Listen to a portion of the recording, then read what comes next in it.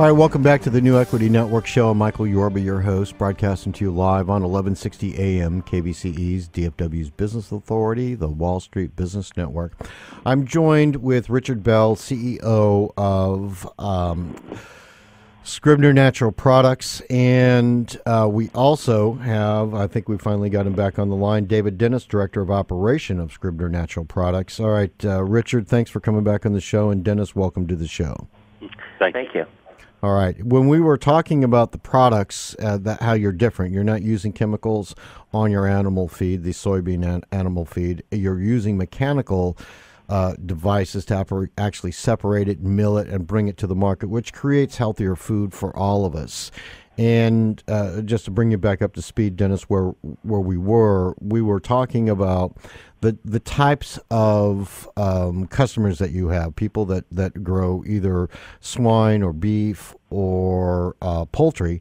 And what Richard was describing is the markets that you're working with and you're developing. And if I may, and just in the interest of time, I'd like to just follow up with a couple of questions here. Those are some pretty good markets. Are you planning any new markets for your products? Actually, yes, we are. We have recognized the fact that the basic digestibility in the animal market, as in human nutrition, also works in soil. And we've spent the last 4 years developing a prototype that actually feeds the soil and the microbial nature of it, just like the bioflora in the digestion system of an animal, a human, and so on. And we've created a product that makes soil healthier, and we're seeing amazing results in our trials in fruits, vegetables, orchard trees, all kinds of enhanced growth, but of a higher quality plant, a healthier plant as well.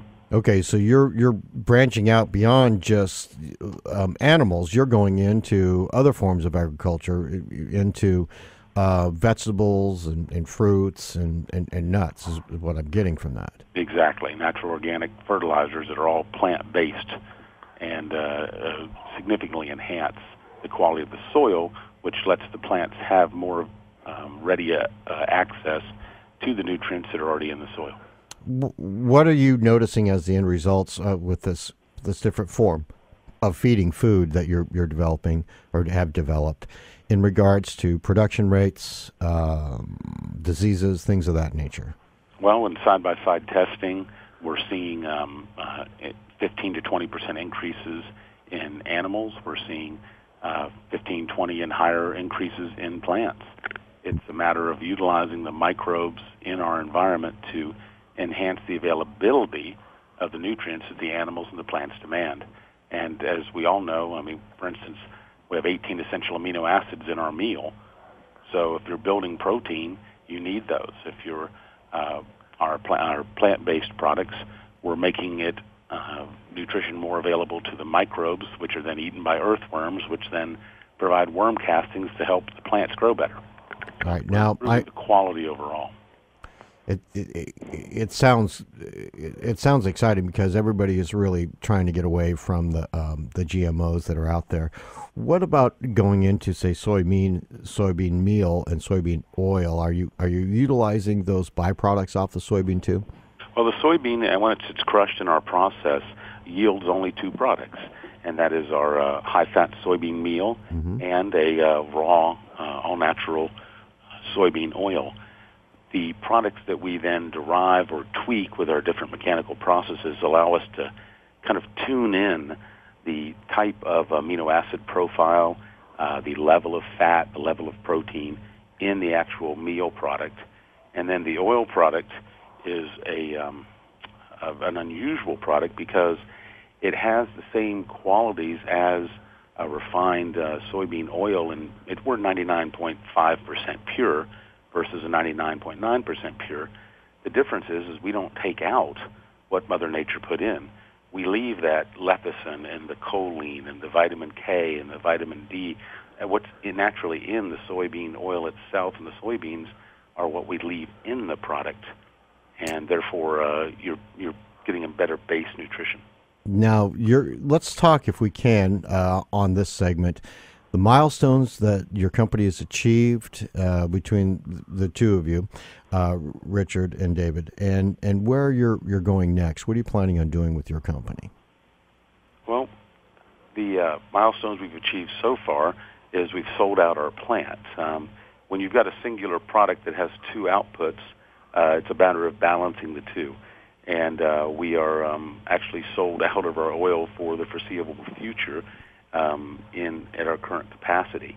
We need to grow our plant to satisfy our current demands, and every time we seem to set a growth target, we get another customer that pushes our growth targets up. So we're in the process of not only expanding this plant to be 11 times its size, but also seeking other locations and facilities and forming reciprocal agreements to get our larger capabilities of producing this product.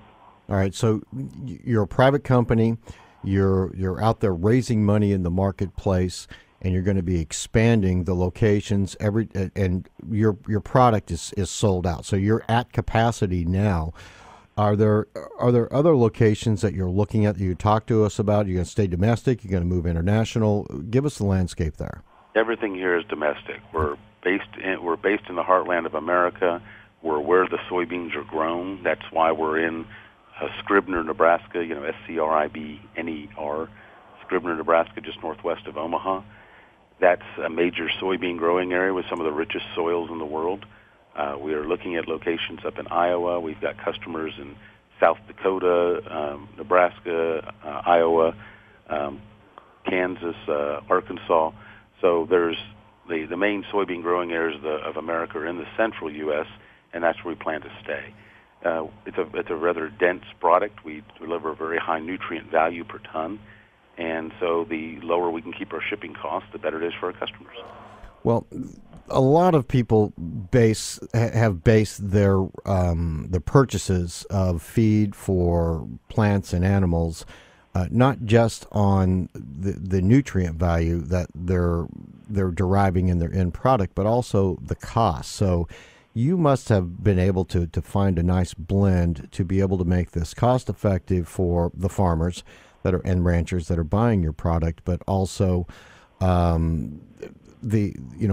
blending in the high quality of the end result. Can you walk us through some of those metrics, what you're doing for people with that? The simplest way to put it is, as you know, we're the 1%ers.